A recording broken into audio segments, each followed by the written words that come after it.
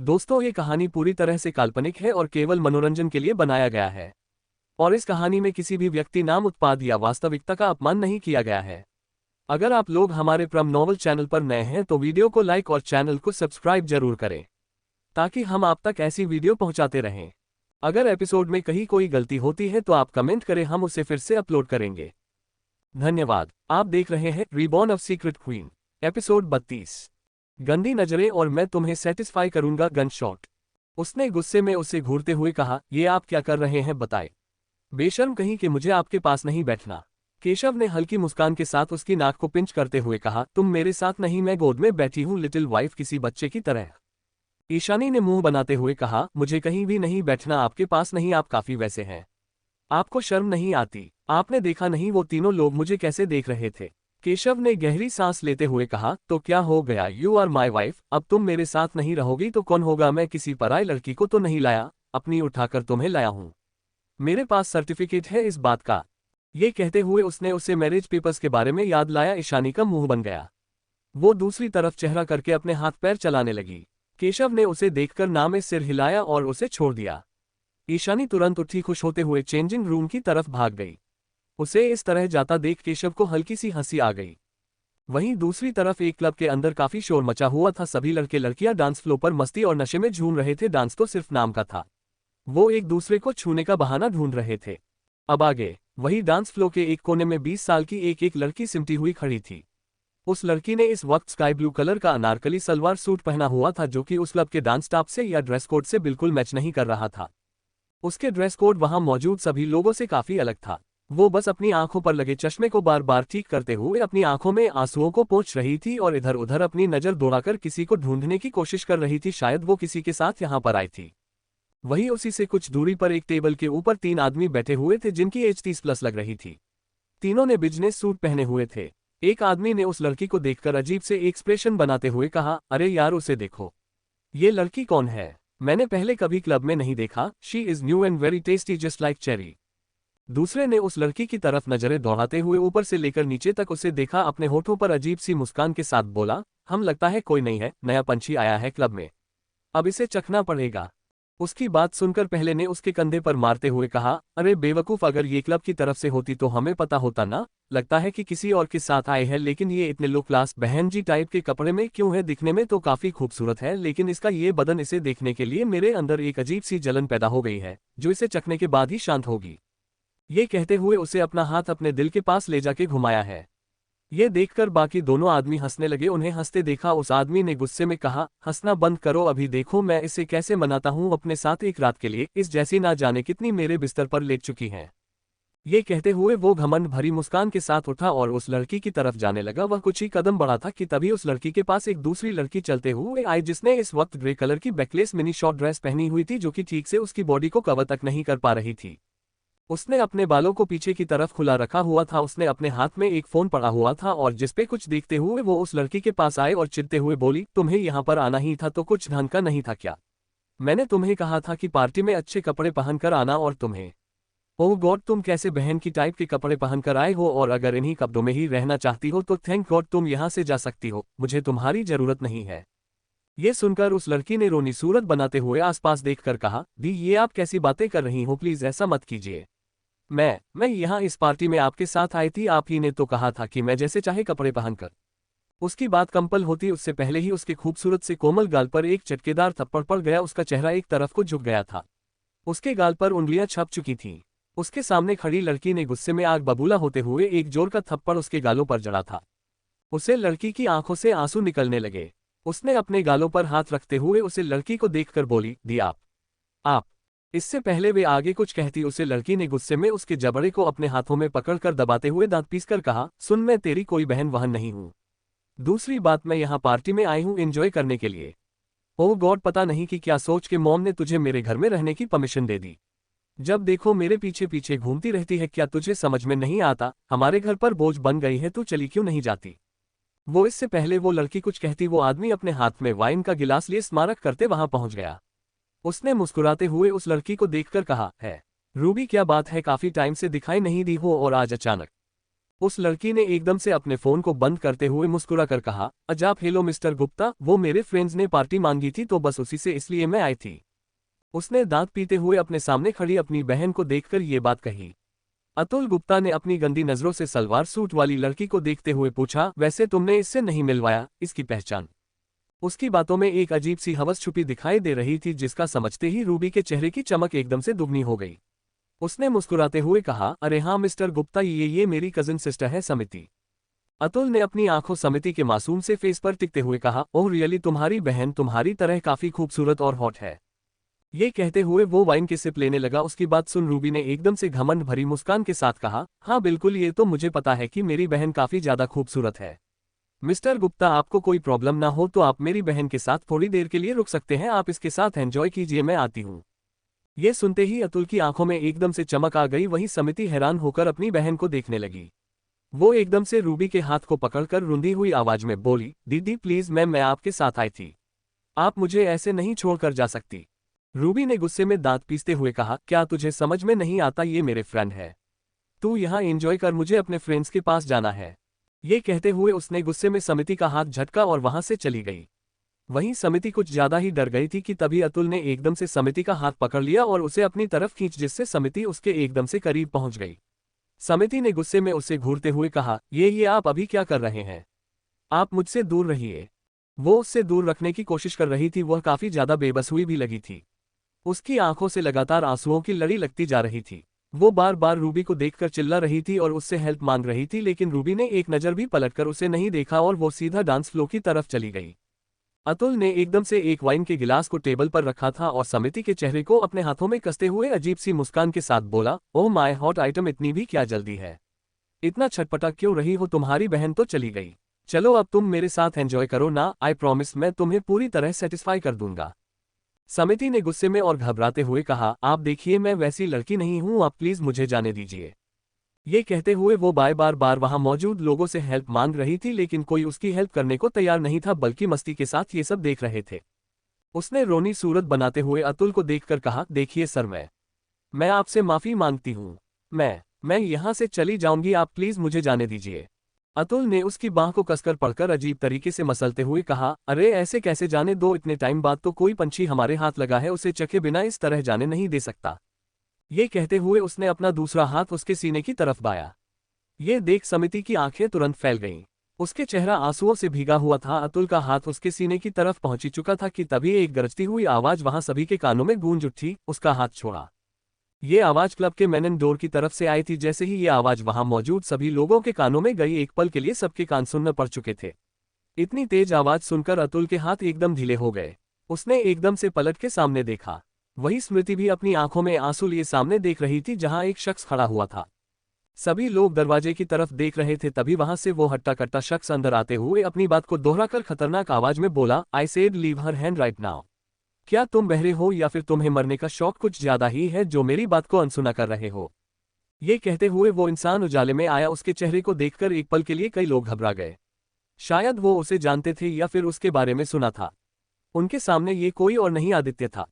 आदित्य नारायण। आदित्य जिसका एक हाथ पेंट की पॉकेट में था और उसके दूसरे हाथ में पिस्टल उसके हाथ में देख एक पल के लिए अतुल चौंक, लेकिन आदित्य ने एक नजर भी अतुल को नहीं देखा। उसकी नजर तो आंसुओं से भीगी समिति की आंखों पर टिकी हुई थी, जो कि ब्राउन कलर की थी। ना जाने कौन सी कशिश थी या अट्रैक्शन जो आदित्य को उसकी आंखों की तरफ खींच रहा था।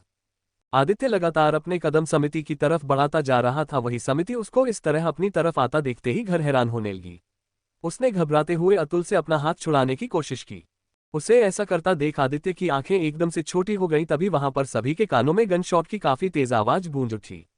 अब क्या होगा आगे इस कहानी में, ये जानने के लिए आपको मेरी ये कहानी सुननी पड़ेगी, जिसका नाम है रिबॉर्न ऑफ सीक्रेट क्वीन, सिर्फ हमारे यूट्यूब चैनल पर। Episode 33, don't be a cry baby. Aditya की धमकी और गन शॉट। ये कहते हुए उसने अपना दूसरा हाथ उसके सीने की तरफ बाया। ये देख समिति की आंखें तुरंत फैल गईं। उसके चेहरा आंसुओं से भीगा हुआ था। अतुल का हाथ उसके सीने की तरफ पहुंच चुका था कि तभी एक गरजती हुई आवाज वहां सभी के कानों में गूंज उठी, उसका हाथ छोड़ा। ये आवाज क्लब के मेन डोर की तरफ से आई थी। जैसे ही ये आवाज वहां मौजूद सभी लोगों के कानों में गई, एक पल के लिए सबके कान सुन्न पड़ चुके थे। इतनी तेज आवाज सुनकर अतुल के हाथ एकदम ढीले हो गए। उसने एकदम से पलट के सामने देखा। वही स्मृति भी अपनी आंखों में आंसू लिए सामने देख रही थी, जहां एक शख्स खड़ा हुआ था। सभी लोग दरवाजे की तरफ देख रहे थे, तभी वहां से वो हट्टा कट्टा शख्स अंदर आते हुए अपनी बात को दोहराकर खतरनाक आवाज में बोला, I said leave her hand right now. क्या तुम बहरे हो या फिर तुम्हें मरने का शौक कुछ ज्यादा ही है जो मेरी बात को अनसुना कर रहे हो? ये कहते हुए वो इंसान उजाले में आया। उसके चेहरे को देखकर एक पल के लिए कई लोग घबरा गए। शायद वो उसे जानते थे या फिर उसके बारे में सुना था। उनके सामने ये कोई और नहीं आदित्य था। अब आगे आदित्य नारायण। आदित्य जिसका एक हाथ पेंट की पॉकेट में था और उसके दूसरे हाथ में पिस्टल उसके हाथ में देख एक पल के लिए अतुल चौंक, लेकिन आदित्य ने एक नजर भी अतुल को नहीं देखा। उसकी नजर तो आंसुओं से भीगी समिति की आंखों पर टिकी हुई थी जो कि ब्राउन कलर की थी। ना जाने कौन सी कशिश थी या अट्रैक्शन जो आदित्य को उसकी आंखों की तरफ खींच रहा था। आदित्य लगातार अपने कदम समिति की तरफ बढ़ाता जा रहा था। वही समिति उसको इस तरह अपनी तरफ आता देखते ही घर हैरान होने लगी। उसने घबराते हुए अतुल से अपना हाथ छुड़ाने की कोशिश की। उसे ऐसा करता देख आदित्य की आंखें एकदम से छोटी हो गईं। तभी वहां पर सभी के कानों में गन शॉट की काफी तेज आवाज गूंज उठी। उसी के साथ अतुल की चीख भी गूंज उठी। अतुल जिसके हाथ में गोली लगी हुई थी, उसने एकदम से समिति का हाथ छोड़ दिया। समिति एकदम से भागते हुए आदित्य के पीछे जा छुपी। आदित्य के हाथ में पिस्तौल थी, उससे धुआं निकल रहा था। गुस्से में आदित्य ने अतुल के ऊपर गोली चलाई थी। अतुल अपने हाथ को पकड़े हुए चिल्ला रहा था। वो एकदम से घुटनों के बल बैठ गया। उसे काफी ज्यादा दर्द हो रहा था। वहीं फिर आदित्य के चेहरे पर कोई भाव नहीं थे, बल्कि उसकी आंखों में बेहद गुस्सा दिखाई दे रहा था। उसने अपने कदम अतुल की तरफ बढ़ाए और एक जोरदार किक उसके सीने पर मारी। अतुल जमीन पर धराशायी हो गया। आदित्य ने उसके सीने पर एक और जोरदार की लाई और उसके सीने पर अपनी पैर को रखकर मसलते हुए दांत पीसकर बोला, तुमसे कहा था ना इससे दूर रहना। हम लगता है तुम्हें अपनी मौत को गले लगाने का ज्यादा शौक है। ये कहते हुए उसने एक बार फिर उसकी तरफ अपनी गन पॉइंट कर दी। समिति उसके पीठ से लिपटी हुई घबराई नजर आ रही थी। उसका पूरा शरीर थर-थर कांप रहा था। वहीं आसपास मौजूद सभी लोग अपनी आंखों के सामने ये देख रहे थे। वहीं इस भीड़ के बीच में रूबी खड़ी थी, जिसका चेहरा गुस्से में लाल हो गया था। वो गुस्से में लाल चेहरा लिए एक कोने में खड़ी हुई अपनी आंखों के सामने अपनी छोटी बहन के लिए एक अनजान शख्स को स्टैंड लेते देख रही थी। उसकी नजर अभी आदित्य के ऊपर टिकी हुई थी। आदित्य और समिति को साथ देख उसे काफी ज्यादा जलन हुई थी। उसे गुस्सा भी आ रहा था और वो हैरान भी थी कि समिति आदित्य को कैसे जानती है और आदित्य उसे बचाने क्यों आए हैं। ये सब वो सोच पाती उससे पहले ही आदित्य ने एकदम से अपनी गन वापस रखी और बिना पल गवाए समिति को अपनी बाहों में उठा लिया। समिति उसके इस तरह बाहों में उठाने से चौंक गई। वो हैरान होकर आदित्य के फेस को देखने लगी, लेकिन कुछ बोल नहीं पाए। आदित्य उसे लिए सीधा क्लब के बाहर निकल गया। रूबी के साथ साथ कई लड़कियां इस वक्त समिति से जल रही थीं। आदित्य के पर्सनैलिटी वो सभी दीवानी हुई थी। आदित्य जितना ऑरा का अट्रैक्टिव था, उससे ज्यादा हैंडसम उसके हैंडसम की लड़कियां दीवानी थी। उसका चार्म ही ऐसा था कि आती जाती हर लड़कियों की नजरें उसके ऊपर टिक रही जाती थीं। आदित्य समिति को लेकर बाहर आया जहां स्पोर्ट्स कार खड़ी हुई थी।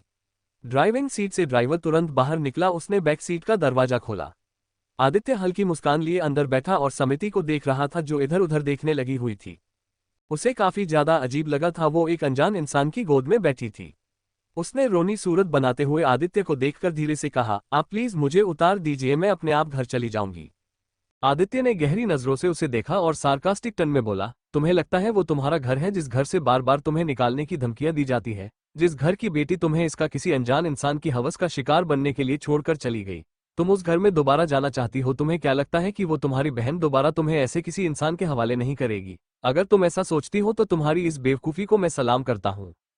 उसकी बात सुन समिति एकदम से चुप हो गई। उसका चेहरा नीचे झुका हुआ था।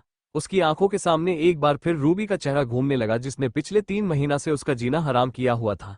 3 महीने पहले समिति पढ़ाई के सिलसिले में यहाँ पर आई थी। वो काफी खुश मिजाज लड़की थी, लेकिन रूबी के बिहेवियर, उसके गुस्से ने उसे पूरी तरह से तोड़ दिया था।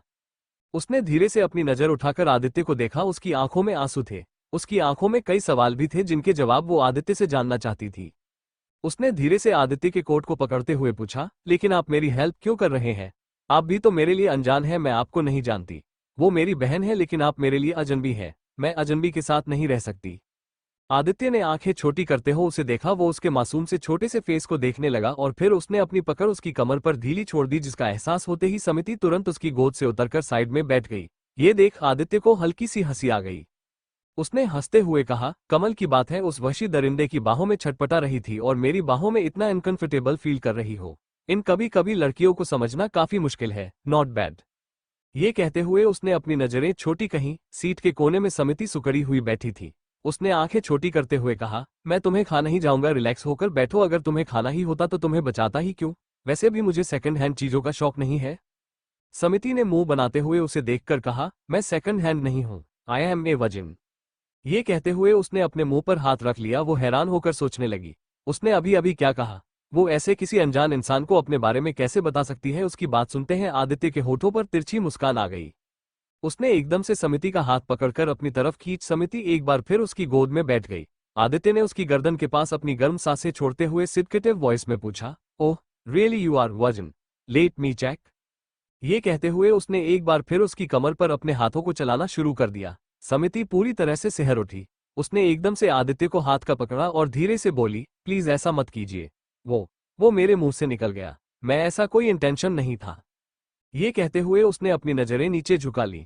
उसकी आंखें हल्की नम दिखाई देगी थी, जिसे देख आदित्य का चेहरा छोटा पड़ गया था। उसकी भौहें आपस में जुड़ चुकी थी। उसने एकदम से उसकी चिन को पकड़ के उसका चेहरा अपनी तरफ किया और उसकी आंखों में आंखें डालकर थोड़े गुस्से में बोला, लिसन यू क्राई बेबी बनना बंद करो। मुझे एक क्राई बेबी पसंद नहीं आते, मुझे जंगली बिल्लियां पसंद है, don't be a cry baby. समिति ने अपनी आंखों पर आंसुओं को पोंछते हुए कहा, मैं अनजान लोगों के सामने क्राई बेबी नहीं बनती, लेकिन मैं कोई जंगली बिल्ली नहीं हूं। मेरा नाम है समिति, नाम है मेरा। आदित्य ने जलती नजरों से उसे देखा और एकदम से उसके निचले होंठ को अपने अंगूठे और उंगली की पकड़ में कसते हुए उसके चेहरे के काफी करीब आ गया। उसकी गर्म सांसें समिति को अपने चेहरे पर पड़ती हुई महसूस हुई थी। उसके शरीर में मानो तितलियां उड़ने लगी। उसके सामने दुनिया का सबसे हैंडसम लड़का बैठा हुआ था, जिसका फेस काफी ज्यादा अट्रैक्टिव था। उसकी आंखें उसे अपनी तरफ खींच रही थी। एक पल के लिए समिति ने अपनी आंखें बंद की, जैसे आदित्य उसे किस करने वाला हो। उसके होठ फड़फड़ाने लगे। वही आदित्य ने कस के अपने दांत बीचते हुए कहा, मिस समिति, मैं तुम्हें पूरी तरह से समाप्त कर दूंगा। लिसन, तुम कितनी भी कैसी भी लड़की क्यों ना हो, आई डोंट केयर। मुझे ज्यादा बोलने वाली लड़कियां पसंद नहीं है। तुम बताओ तुम्हें कहाँ जाना है, मैं तुम्हें छोड़ दूंगा। तुम्हारा कोई और घर है? समिति ने एकदम से अपनी आंखें खोली और उदास स्वर में बोली, नहीं, मेरा कोई और घर नहीं है। आदित्य ने फिर से पूछा, तुम्हारा कोई फ्रेंड रिलेटेड कोई तो होगा इस शहर में, क्या इनके अलावा कोई और नहीं है? समिति ने मना करते हुए कहा, नहीं, मेरा इनके अलावा कोई नहीं है। अगर होता तो मैं पहले दिन ही यहां से चली जाती, क्यों उन लोगों पर बार बार बोझ बनती। उसकी आवाज में हल्का सा खालीपन और दर्द सुनाई दे रहा था। आदित्य ने ड्राइवर को देखा, शांत आवाज में कहा, चलो आउट हाउस। ये सुन ड्राइवर ने कार का रुख घुमा दिया। लगभग 15 मिनट बाद कार एक स्काई ब्लू कलर के आउट हाउस के बाहर रुकी। उसने समिति को देखा, जो अभी भी कार में बैठी हुई थी। वो कार से बाहर निकलने का नाम नहीं ले रही थी। आदित्य ने चिढ़ के बोनट पर हाथ पटकते हुए उसकी तरफ नजर घुमाकर देखते हुए कहा, ओ जंगली बिल्ली, तुम बाहर निकलोगे? मुझे अपने घर भी जाना है, चलो कार से बाहर निकालो। समिति होश में आए। उसने उसे देखा और फिर वो सामने उस घर को देखते हुए घबराकर बोली, लेकिन ये आप मुझे कहाँ लेकर आए हैं? मुझे कहीं और नहीं जाना, आप प्लीज मुझे। वो इससे आगे कुछ कहती आदित्य ने एकदम से कार का दरवाजा खोला और घूर के उसे देखते हैं बोला, तुम्हारे पास है 2 मिनट है। अगर तुमने उस घर के अंदर चौखट के अंदर अपने कदम नहीं रखे तो मैं तुम्हारे साथ वो करूंगा कि तुमने सोचा भी नहीं होगा। उसकी आवाज में एक अजीब सी धमकी सुनाई दे रही थी, जिसे सुनकर समिति एकदम से कार के बाहर निकली और घबराते हुए घर के अंदर चली गई। उसी के पीछे पीछे आदित्य अपने होठों पर तिरछी मुस्कान दिए चला गया। अब क्या होगा आगे इस कहानी में, ये जानने के लिए आपको मेरी ये कहानी सुननी पड़ेगी, जिसका नाम है रीबॉर्न ऑफ सीक्रेट क्वीन, सिर्फ हमारे YouTube चैनल पर। Episode 34, let me taste your lips. Ishani की क्यूटनेस और हम आपके हैं कौन। उसके शरीर में मानो तितलियां उड़ने लगी। उसके सामने दुनिया का सबसे हैंडसम लड़का बैठा हुआ था, जिसका फेस काफी ज्यादा अट्रैक्टिव था। उसकी आंखें उसे अपनी तरफ खींच रही थी। एक पल के लिए समिति ने अपनी आंखें बंद की, जैसे आदित्य उसे किस करने वाला हो। उसके होठ फड़फड़ाने लगे। वही आदित्य ने कस के अपने दांत बीचते हुए कहा, मिस समिति, मैं तुम्हें पूरी तरह से समाप्त कर दूंगा। लिसन, तुम कितनी भी कैसी भी लड़की क्यों ना हो, आई डोंट केयर। मुझे ज्यादा बोलने वाली लड़कियां पसंद नहीं है। तुम बताओ तुम्हें कहाँ जाना है, मैं तुम्हें छोड़ दूंगा। तुम्हारा कोई और घर है? समिति ने एकदम से अपनी आंखें खोली और उदास स्वर में बोली, नहीं, मेरा कोई और घर नहीं है। आदित्य ने फिर से पूछा, तुम्हारा कोई फ्रेंड रिलेटेड कोई तो होगा इस शहर में, क्या इनके अलावा कोई और नहीं है? समिति ने मना करते हुए कहा, नहीं, मेरा इनके अलावा कोई नहीं है। अगर होता तो मैं पहले दिन ही यहां से चली जाती, क्यों उन लोगों पर बार बार बोझ बनती। उसकी आवाज में हल्का सा खालीपन और दर्द सुनाई दे रहा था। आदित्य ने ड्राइवर को देखा, शांत आवाज में कहा, चलो आउट हाउस। ये सुन ड्राइवर ने कार का रुख घुमा दिया। लगभग 15 मिनट बाद कार एक स्काई ब्लू कलर के आउट हाउस के बाहर रुकी। उसने समिति को देखा, जो अभी भी कार में बैठी हुई थी। वो कार से बाहर निकलने का नाम नहीं ले रही थी। आदित्य ने चिढ़ के बोनट पर हाथ पटकते हुए उसकी तरफ नजर घुमाकर देखते हुए कहा, ओ जंगली बिल्ली, तुम बाहर निकलोगे? मुझे अपने घर भी जाना है, चलो कार से बाहर निकालो। समिति होश में आई। उसने उसे देखा और फिर वो सामने उस घर को देखते हुए घबराकर बोली, लेकिन ये आप मुझे कहाँ लेकर आए हैं? मुझे कहीं और नहीं जाना, आप प्लीज मुझे। अब आगे। वो इससे आगे कुछ कहती आदित्य ने एकदम से कार का दरवाजा खोला और घूर के उसे देखते हैं बोला, तुम्हारे पास है 2 मिनट है, अगर तुमने उस घर के अंदर चौखट के अंदर अपने कदम नहीं रखे तो मैं तुम्हारे साथ वो करूंगा कि तुमने सोचा भी नहीं होगा। उसकी आवाज में एक अजीब सी धमकी सुनाई दे रही थी, जिसे सुनकर समिति एकदम से कार के बाहर निकली और घबराते हुए घर के अंदर चली गई। उसी के पीछे पीछे आदित्य अपने होठों पर तिरछी मुस्कान दिए चला गया। वो दोनों घर सच में काफी आलीशान और बड़ा था। घर में खालीपन साफ दिखाई दे रहा था, जहां दीवार पर काफी बड़ी बड़ी सिर्फ आदित्य की फोटो लगी हुई थी। उनकी फोटो को देखकर समिति समझ गई कि ये आदित्य का आउट हाउस है। वो कंफ्यूज हो आदित्य को देखने लगी। आदित्य ने उसे देखा और आंखें छोटी करते हुए बोला, अब इस तरह मुझे देखना बंद करो, आंखों से सिड्यूस कर रही हो। मैं तुम्हारा फायदा नहीं उठाऊंगा, लेकिन अगर तुम चाहो तो मेरा फायदा उठा सकती हो। ये कहते हुए उसने मुस्कुरा कर समिति के टमाटर की तरह लाल होते गालों को देखा। समिति उसकी बात सुनकर एकदम कहा, 1 मिनट में मैं आपका फायदा क्यों उठाऊंगी? मुझे कोई शौक नहीं आपका फायदा उठाने का। अगर मेरी मजबूरी नहीं होती तो मैं आपके पास कभी नहीं आती। एक तो आप ही मुझे जबरदस्ती यहाँ लेकर आए हैं और फिर इस घर में रुकने के लिए मजबूर कर रहे हैं। ये शंकर आदित्य ने पलटते हुए उसे देखा। वो उसके क्यूट से फेस को देखने लगा। समिति जो कि बार बार अजीब अजीब से फेस बनाकर उसे घूर रही थी, ये देखकर उसे हंसी आ गई। उसने हंसते हुए समिति के गाल को पिंच करते हुए शांत आवाज में कहा, तो क्या करोगी? पुलिस बुलाओगी? जाओ, लेकिन तुम यहाँ से कहीं नहीं जाओगी। तुम आदित्य की कैद में हो। ये तुम्हारा घर है, आज से तुम यही होगी जब तक कि तुम्हारी स्टडी कंप्लीट नहीं हो जाती। समिति ने मुंह बनाते हुए कहा, मैं आपकी कुछ नहीं लगती तो आप मेरी हेल्प क्यों कर रहे हैं? आदित्य ने दरवाजे की तरफ अपने कदम बढ़ाते हुए कहा, ज्यादा दिमाग मत चलाओ, तुम्हारे छोटे से दिमाग में इतनी बड़ी बात नहीं आएगी, इसलिए जाने दो। समिति चिढ़ते हुए उसे देखने लगी। जाते जाते आदित्य ने एक कमरे की तरफ इशारा करते हुए कहा, वो तुम्हारा कमरा है, उसके अलावा किसी और को छूने की कोशिश मत करना। इस घर में रहने की परमिशन दे रहा हूं, इसमें अपना कब्जा जमा मत लेना। ये कहते हुए वो वहां से निकल गया। वहीं समिति उसकी बात सुनकर और ज्यादा रह गई। वो उस कमरे को देखने लगी। वो गुस्से में पैर पटकते हुए उस कमरे की तरफ चली गई। शाम हो चुकी थी। एयरपोर्ट पर एक कार आकर रुकी। ये स्पोर्ट्स कार ब्लैक कलर की कार थी, जिसके अंदर से एक आदमी ब्लैक कलर के सूट में पहने बाहर निकला। उसके चेहरे पर परेशानी साफ झलक रही थी। उसने अपने कानों में ब्लूटूथ लगाए हुए थे। उसकी एज लगभग 30 के आसपास थी। वो बार बार अपने हाथ में पहनी ब्रांडेड घड़ी में टाइम देखते हुए एयरपोर्ट की तरफ देख रहा था। तभी उसने अजीब से एक्सप्रेशन बनाकर एयरपोर्ट की तरफ देखा, जहां से एक लड़की चलते हुए आ रही थी। उसे लड़की ने बिजनेस सूट पैंट पहने हुए थे। उसकी एज लगभग 26-27 के आसपास थी। उसने लंबे काले बालों की पोनीटेल बनाई हुई थी। उसकी आंखों पर सनग्लासेस लगे हुए थे। उसने अपने गले में एक पतली सी गोल्डन चैन पहनी हुई थी। उसके एक हाथ में पर्स तो दूसरे हाथ पैंट की पॉकेट में था। उसे लड़की का ऑरा काफी खतरनाक दिखाई दे रहा था। उसके चेहरे पर जीरो एक्सप्रेशन थे। उसने अपने कदम सीधे उसे आदमी की तरफ बढ़ाए। वो अपना सूटकेस रास्ते में छोड़ दिया। ये देख वह आदमी तुरंत आगे बढ़ा और सूटकेस को लिए उस लड़की के पीछे पीछे चलते हुए हल्की शांत आवाज में बोला, मैडम, हमें बॉस के बारे में इंफॉर्मेशन मिल गई है। अगर आप ऑर्डर तो हम उनसे आपकी मीटिंग फिक्स करो। ये सुनकर उस लड़की ने बिना किसी एक्सप्रेशन के चलते हुए अपनी कॉल्ड वॉइस में कहा, मुझे उसकी जरूरत नहीं है, अगर मुझे मिलना होगा मैं खुद मिलूंगी। तुम कंपनी के अपडेट दो, कंपनी में क्या चल रहा है। ये सुनकर उसे आदमी के माथे पर परेशानी झलक आई। उसे आदमी को कोई जवाब ना देते पाकर उसे लड़की के कदम एकदम से रुके। उसने पलटकर जलती निगाहों से उसे आदमी को देखा तो आदमी तुरंत बोला, मैम, वो एक्चुअली बड़े साहब ने आपको कंपनी से हटाने के बारे में कहा। वो किसी और को कंपनी में लाना चाहते हैं। ये नहीं पता कि वो कौन है, लेकिन उन्होंने कहा था कि आप इस कंपनी के लिए ठीक नहीं है। ये सुनकर उस लड़की ने गहरी सांस ली। हल्की मुस्कान के साथ बैक सीट पर बैठे हुए बैठकर बोली, यह कोई बड़ी बात नहीं है। उन्हें मेरे काम से हमेशा प्रॉब्लम है, पर उनकी इतनी औकात नहीं है कि वो मुझे कंपनी से इतनी आसानी से निकाल सके। मैं उस कंपनी के सीईओ हूँ, कोई वॉचमैन नहीं हूँ। कहाँ स्टार्ट हुई और वह वहां से निकल गए। बैक सीट पर बैठी है। उस लड़की ने एक नज़र अपनी फोन की स्क्रीन पर देखा और किसी को मैसेज टाइप किया। उसके चेहरे पर कोई स्पेशल भाव नहीं थे। वो एक टक अपनी हल्की काली आंखों से विंडो के बाहर देख रही थी। वही ड्राइविंग सीट पर बैठे हो उस आदमी के पसीने छूटते जा रहे थे। कार का माहौल काफी ज्यादा गर्माया हुआ था। उस आदमी ने अपनी शर्ट के अपवर्तन खोले ताकि उसे सांस लेने में आसानी हो सके, क्योंकि उस लड़की के पास होने से उसे घुटन महसूस हो गई थी। उस लड़की का ऑरा ही इतना खतरनाक था कि वो ठीक से सांस तक नहीं ले पाया था। रात का वक्त, पाठक महल, केशव का कमरा। केशव इस वक्त एक टी शर्ट और लोअर पहने बैंड पर लेटा हुआ था। उसी के सामने खड़ी हुई ईशानी अपने दोनों सीने पर रख उसे घूर रही थी। वो अभी भी उससे नाराज थी। केशव ने तिरछी मुस्कान लिए उसे देखा और अपने पास आने के लिए कहा। ईशानी ने मुंह बनाते हुए कहा, मैं नहीं आने वाली, आप बहुत बुरे हो और गंदे भी। केशव ने आंखें छोटी करते हुए उसे देखा और दोबारा आने के लिए कहा। ईशानी मुंह बनाते हुए बोली, आपको शर्म नहीं आती? आप ऐसा नहीं कर सकते। जब आपका मन का गया पास आ गए और जब आपका मन करे आप दूर चले जाते हैं। मैं आपकी बिल्कुल भी पास नहीं आऊंगी, आपको जो करने कर लीजिए। केशव ने आंखें छोटी करते हुए कहा, लिटिल वाइफ सोच लो, अगर मैंने कुछ किया तो तुम बर्दाश्त नहीं कर पाओगे लिटिल वाइफ। मैं थका हुआ हूं, मुझे सुकून चाहिए इस वक्त। ईशानी ने अपनी नजर फेंकते हुए कहा, मुझे नहीं देना किसी को सुकून, मैंने किसी का ठेका नहीं लिया है। केशव ने एकदम से मुस्कुराते हुए कहा, हाँ तो ले लो, ठेका ही ले लो, पर मेरी बाहों में आओ। चिंता मत करो, पैसे मिलेंगे तुम्हें। ईशानी ने घूरते हुए कहा, क्या कहा आपने? पैसे? किस बात के पैसे?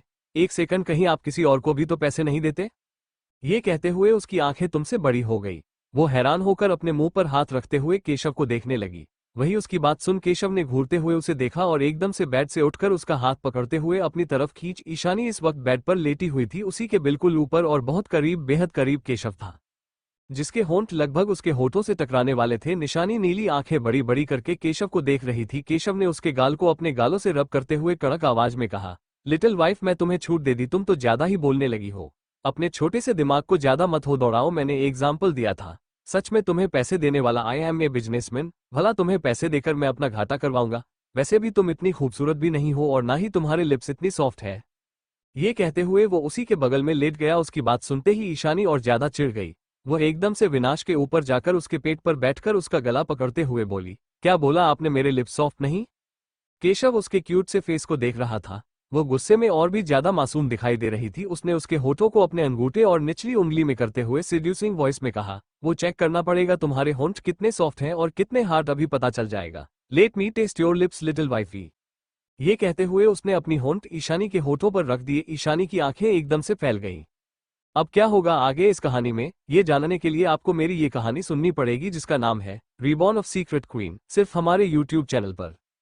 एपिसोड 35, लबों से तुम्हारे लब चूम लूंगा, वाइल्ड रोमांस, लव बाइट्स और कबाब में हड्डी। केशव ने एकदम से मुस्कुराते हुए कहा, हाँ तो ले लो, ठेका ही ले लो, पर मेरी बाहों में आओ। चिंता मत करो, पैसे मिलेंगे तुम्हें। ईशानी ने घूरते हुए कहा, क्या कहा आपने? पैसे? किस बात के पैसे? एक सेकंड, कहीं आप किसी और को भी तो पैसे नहीं देते? ये कहते हुए उसकी आंखें तुमसे बड़ी हो गई।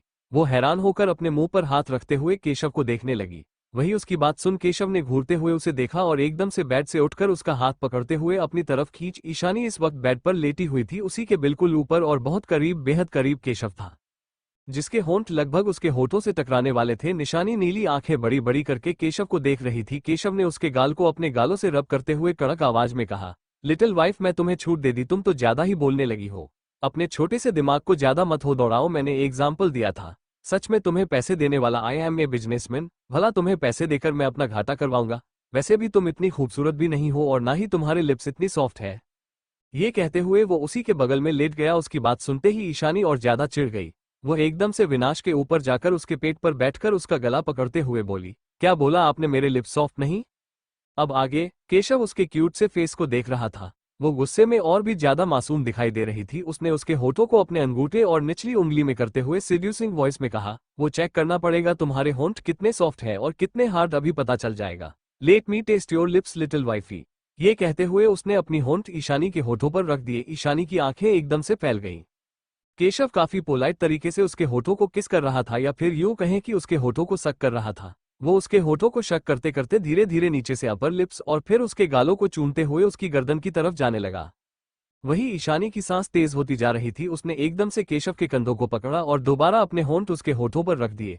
वो उसे काफी ज्यादा पैशनेट तरीके से किस करने लगी। उसके पैर कांप रहे थे, उसके हाथों में हल्की सी झंझनाहट महसूस हुई थी। उसने आज से पहले ऐसा कभी नहीं किया था। उसे काफी अजीब लग रहा था, लेकिन उसे केशव का किस करना काफी अच्छा लगा था। केशव लगभग उसके होठों को खाने में लगा हुआ था। उसके दोनों हाथ ईशानी की कमर पर थे जो उसे सहला रहे थे। ईशानी मदहोश होती जा रही थी। वही उसके दोनों हाथ केशव की गर्दन में डाले हुए थे। वो इस वक्त अपने पूरे बदन को ढीला छोड़े हुए थी। केशव काफी ज्यादा बेदर्द तरीके से उसे बेड करते हुए बेड पर ले आया। ईशानी बेड के नीचे थी, वही उसके ऊपर केशव था। धीरे धीरे ईशानी की सांसें और ज्यादा तेज होने लगी। एक पल ईशानी जब उसके लिए सांस लेना मुश्किल हो चुका था। वही वो केशव को बर्दाश्त नहीं कर पा रही थी, क्योंकि केशव के किस करने की स्पीड काफी ज्यादा तेज थी। वो उसका साथ भी नहीं दे पा रही थी, वो बस नीचे दबी हुई थी। अब उसके लिए सांस लेना काफी मुश्किल हो चुका था। उसने केशव के सीने पर पंच मारना स्टार्ट कर दिया, लेकिन केशव उठने को तैयार ही नहीं था। उसका पूरा दबाव इस वक्त ईशानी के ऊपर था। वही ईशानी काफी ज्यादा घबराई नजर आ रही थी। उसने एक जोर का पंच केशव के सीने पर मारा।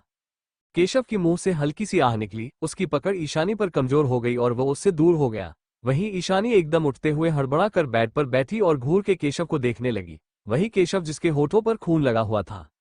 ये देख ईशानी अगले ही पल घबराई और परेशान हो गई।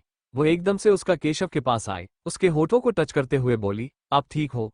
ये आपको खून कहाँ चल गया? आपको चोट कैसे लगी? ये कहते हुए वो केशव के होठों को टच करके देखने लगी जो कि मुस्कुरा रहा था। केशव ने तिरछी मुस्कान के साथ अगले ही पल उसके होठों को अपने अंगूठे और उंगली में कसते हुए कहा, लिटिल वाइफ, इसे किस करना नहीं कहते, इस वाइट करना कहते हैं जो कि मैं तुम्हें किया है। खून मेरे होठों से नहीं तुम्हारे होठों से आ रहा है। ये सुनते ही ईशानी चौंक गई। उसने एकदम से अपने होठों को टच किया, उसके होठों से हल्का सा खून निकल गया था। ये देखकर वो सदमे में चली गई। वो मुंह फुलाकर केशव को देखने लगी और चिल्लाते हुए बोली, यह आपने क्या किया? आपने अच्छा नहीं किया। आपने हमें काटा क्यों? आपको कोई वैम्पायर हो जो खून चूस रहे हो? केशव ने एकदम से उसकी कमर को होल्ड करके अपनी तरफ खींच ईशानी उसके सीने से जा लगी। वो मुंह बनाते हो उसे देखकर बोली, ये अच्छा नहीं कर रहे हैं आप, हमारे खून को नहीं पी सकते, आप कोई वैम्पायर ना है? केशव ने उसके निचले होंठ हो अपनी अंगूठे से पुश करते हुए सेड्यूसिंग वॉइस में अपनी गर्म सांसें उसके होठों पर छोड़ते हुए कहा, क्या करूं लिटिल वाइफ, तुम्हारी ये होंठ काफी ज्यादा टेस्टी है।